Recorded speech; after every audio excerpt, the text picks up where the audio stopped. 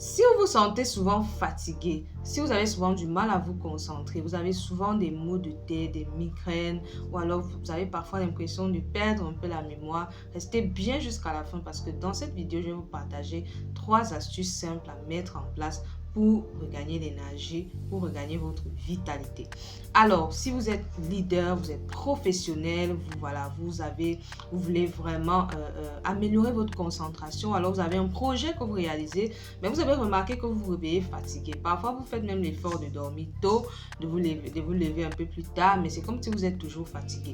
Ou alors, vous travaillez et au bout à 10h, 11h, vous sentez une grosse fatigue, vous avez souvent des maux de tête.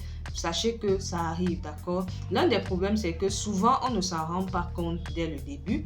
Voilà, c'est souvent quand ça s'aggrave ou alors souvent on va prendre des médicaments, on va prendre des vitamines, etc. Mais c'est quand ça ne s'améliore pas souvent qu'on se rend compte. Il faut savoir que ces signes-là, que ce soit la fatigue, que ce soit le manque de concentration, les maux de tête, etc., ce sont des signes que votre corps envoie. Alors, que signifient ces signes? Souvent, ces signes vous disent simplement que, attention, il y a une surcharge de toxines, attention, il y a une grosse inflammation chronique, attention, l'intestin ne fonctionne pas comme il faut parce qu'il y a un axe, une connexion entre l'intestin et le cerveau et beaucoup d'autres organes. Donc attention, le métabolisme, ça ne va pas. C'est souvent ces signes-là. Mais le problème, c'est qu'on n'a pas souvent été entraîné à écouter notre corps et du coup, on attend malheureusement parfois une maladie pour réagir.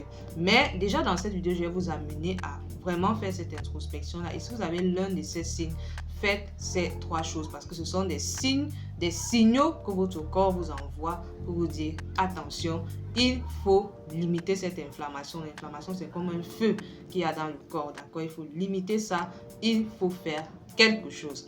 Alors, la première chose pour pouvoir limiter la fatigue, puisque vous avez compris que c'est souvent lié à une surcharge de toxines, c'est souvent lié à un foie qui ne fait pas bien son travail, c'est souvent lié à l'intestin, la flore intestinale surtout qui n'est pas équilibrée, etc.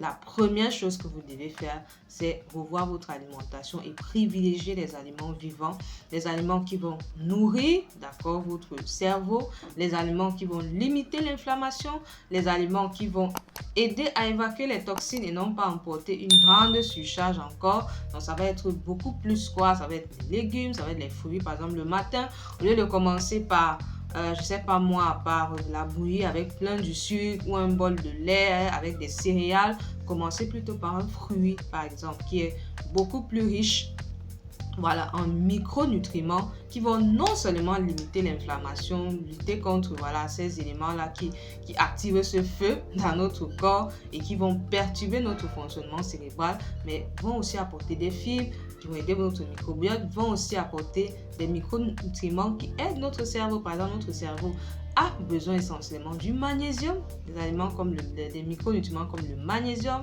la vitamine E, etc. Donc, privilégier des aliments qui sont plutôt frais, privilégier des aliments qui vont apporter cela. Par exemple, si vous mangez les graines de chia, voilà, si ça entre dans vos habitudes, c'est très intéressant juste dans de l'eau. Ça va apporter des oméga 3, ça va apporter des fibres solubles, plein de choses qui vont faire du bien à notre corps et particulièrement à notre cerveau. Alors la deuxième astuce va un peu découler de la première, c'est de limiter les aliments inflammatoires qui ne sont pas optimaux pour notre santé, notamment la santé de notre cerveau.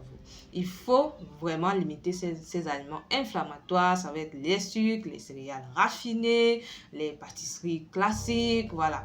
Le fait d'en manger tout le temps des aliments très frits, voilà, tout le temps on est dans les fritures, ce genre de choses va être très inflammatoire et va jouer déjà sur notre corps en général, mais particulièrement sur notre cerveau. Vous allez vous réveiller, comme je l'ai dit tantôt, vous avez du mal à vous concentrer parce que le corps est plein de toxines. Donc, limitez ces aliments, remplacez-les voilà, par de meilleures alternatives, remplacez-les par plus de légumes, remplacez-les par exemple par des féculents qui sont cuits vapeur, voilà, au lieu des fritures.